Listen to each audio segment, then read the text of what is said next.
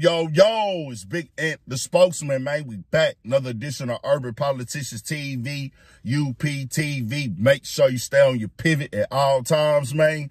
Had to come tap in on TK Kirkland, recently revealing that Katt Williams stole one of his jokes that he coined back in the day from the catchphrase, "Who raised you?" And he has had this conversation before on platforms, and they even had it before on Vlad TV, but it came up again in this sit down that they doing after the viral interview with Club Shay Shay, where Katt Williams called out Cedric the Entertainer for stealing one of his jokes back in the game, and TK Kirkland gave his opinion on it. And I can't put the video on here, but TK Kirkland said, hey, he feels that it's petty, he feels that it's not needed, and fans get confused when you say somebody stole your joke, that, hey, the fans think that they stole your whole set. Your whole set is way longer than that. And a summary of it is this.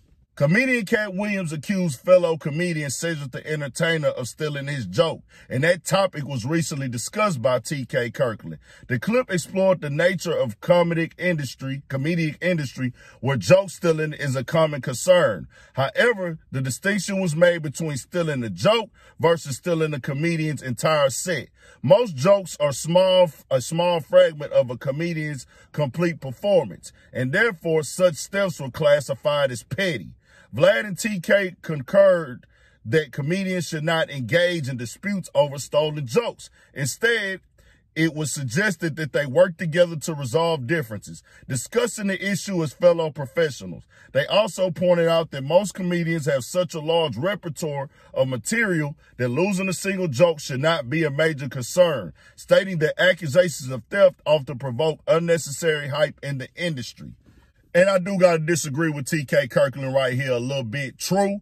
One thing, it is good to get a nigga on the phone, holler at somebody behind the scenes, contact them directly before you go public if that's what you choose to do. But when it's blatant, it's obvious, hey, bro, you ran off with that for me.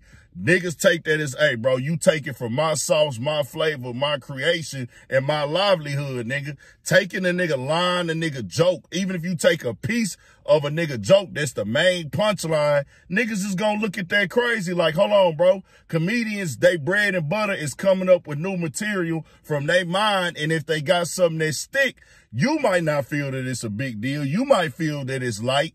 And you might feel that it's petty, but they might not feel that way. Now, TK Kirkland says Katt Williams taking his line, he wasn't really messed up about it and everything like that. He's saying, hey, I didn't think it was a big deal. He just used the line. But if you take a nigga entire joke and the scheme, the delivery, if he used the props and you use it as your own, niggas gonna be like, well, hold on, bro. It's gonna seem kind of odd to any human.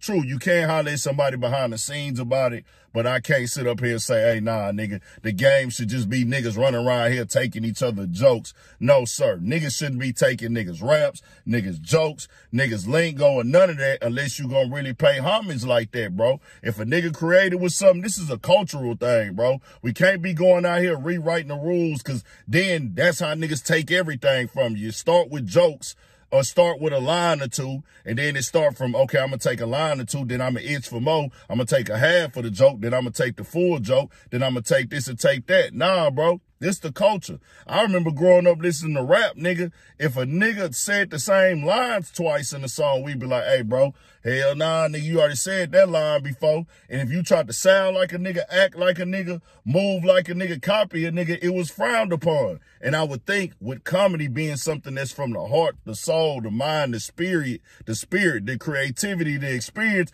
nobody wants their joke stolen. If we using a catchphrase or a line, yeah, but taking a nigga joke, nah, I don't know who took who jokes. I was not there on that note, but I'm not going to sit up here and agree with that situation. TK Kirkland doing this thing on the interview. And for people that are confused, let me say this again.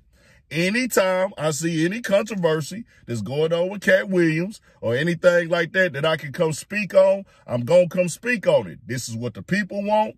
I'm entertained by it. I love all the nonsense back and forth and everything going on with comedy. It's entertaining to me. And the people on it, it's viral, it's turned up, it's going up. We speaking on it, nigga. Even though that this interview had already happened before last year and everything. And then they spoke on it before about the Netflix special, and TK Kirkland spoke on it. It's back resurfacing again, nigga, because of that viral moment on the Club Shay Shay podcast. So tell me what y'all think. We got more coming, more videos, all that. 1,000 for shit show. Stay on your pivot.